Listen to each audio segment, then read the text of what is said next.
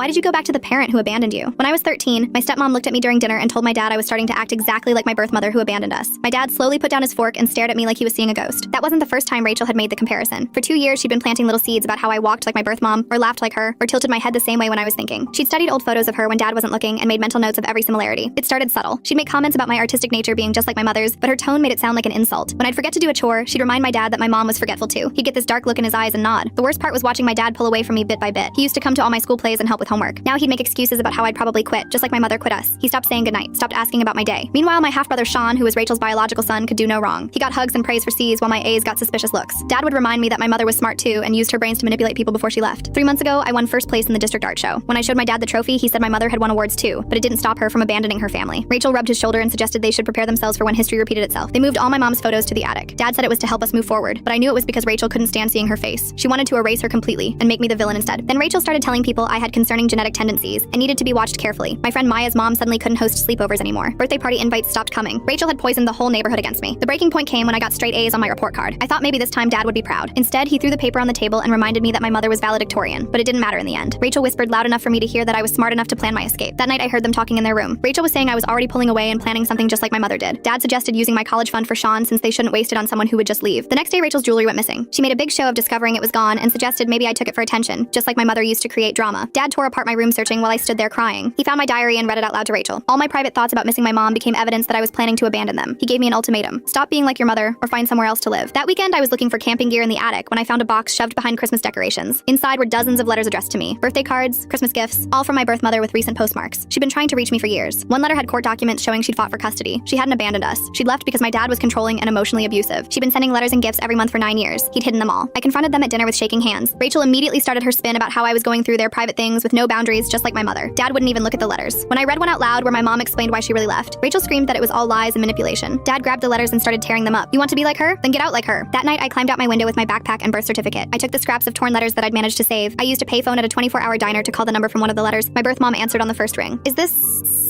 Oh my god, I've been waiting for this call for 9 years. She drove through the night to get me. When we got back to her house, she showed me boxes full of returned letters and gifts, all marked refused in my dad's handwriting. She had a lawyer who'd been documenting everything. Dad filed a missing person report, but when police came to my mom's house, I showed them the letters and court documents. They called child services, who launched an investigation. Rachel's ex-husband came forward saying she'd done the same thing with his kids. Dad texted me once during the custody hearings. You chose abandonment, just like I knew you would. I've lived with my birth mom for a year now. Turns out the only person who abandoned me was him.